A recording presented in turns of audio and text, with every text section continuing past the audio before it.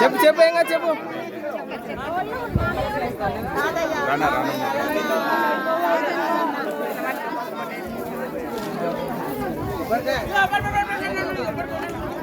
రెండు పక్కల కొబ్బరికాయ ఇప్పుడే వేరు